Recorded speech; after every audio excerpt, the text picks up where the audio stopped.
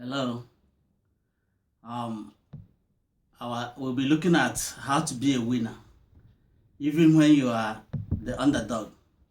But before I start, I have to say to all mothers, Happy Mother's Day. Today is a special day, the day we celebrate the mothers. Thank you for being our mothers. Um, Aristotle says it is the mark of an educated mind to be able to entertain a thought without accepting it. So I'm gonna give you what I know about strategies for being a winner, even when you are the underdog. We all know that the underdog always win all the time. But for you to be a winner, you must change the rules. You cannot be a winner or highly successful if you don't change the rules. You must change the rules of the game. By changing the rules of the game, I mean operating in a different principle, or a kind of introducing a contract in a contract. Now let's look at this scenario. I always like to use David because that is where God demonstrated his wisdom, even before the coming of Christ. So David and Goliath is a kind of challenge, a battle that exposes a lot of things, that teach us a lot of things, how to be a winner, how to be successful. Now, David, who was underdog, was able to win Goliath because he was able to change the rule. Goliath, who had 30 years experience in the battle with so many winning strategies, but he was working on the old strategy, banking on the fact that David is going to use the same strategy. But when David came, David completely changed the rules. He operated in a different principle. Changing the rules, I means applying a different strategy, completely new to Goliath. So this the same way you have to use in business, in whatever you are doing. For you to be a winner, you must be able to change the rules. You must be able to operate in a different principle rather than the old principle, because your opponent has already known the principle and has studied it and waiting for you.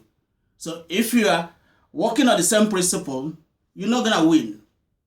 So as an underdog, you really need to introduce a new principle, new law, which is operational, and you're gonna win. So what I'm saying is that God has given us the power of the mind, the power to use our talent, and finally the power of the name of Jesus Christ, which is the most powerful name. So you cannot be successful in life if you are not ready to change the rules. Look at in a business. If you're able to produce a product that is different from other existing products, you've simply changed the rules. You can predict your future. You can predict what will happen. You can do that by changing the rules. So now people will wonder, how would somebody change the principle, or how would somebody predict the future? You predict the future through what you do. Like you see what happened during before the coming of Steve Jobs. We were using different mobile, but when he came, he introduced a new rule, and that completely changed the mobile landscape. Now, mobile phone is now what we use in every day, and we're able to use it in a different way other than the way we were using it before. So all our leaders, from the time of Abraham to the time of David, even to the time of Christ, all changed the rules. Muhammad Ali, who was a heavy fighter, demonstrated that, of course, if he hadn't changed the rule, he wouldn't have won Foreman, because Foreman was a better fighter. But Muhammad Ali was more strategic. He applied the principle of strategy. That was how he was able to win Foreman.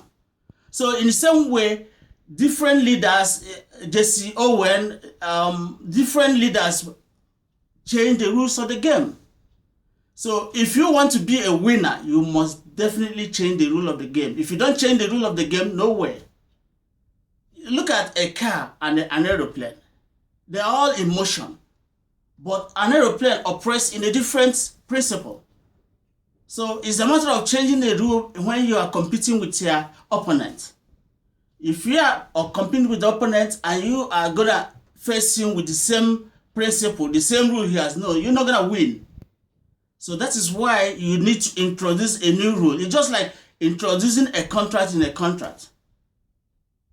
So that is what it means to be a winner. That is what it means to be successful. That is what it means to predict your future. That is what it means to have your future in your hand, because you are able to introduce a new strategy which the older people or the people who are already in the business are not using.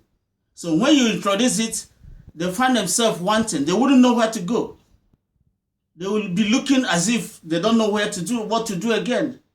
So that is how to be successful. Finally, I'm saying for you to be successful, you must change the rule. Even if when you are the underdog, as the underdog, you always win. So if you apply this principle in your daily work, in your endeavor, in everything you do, you must be highly successful. Thank you.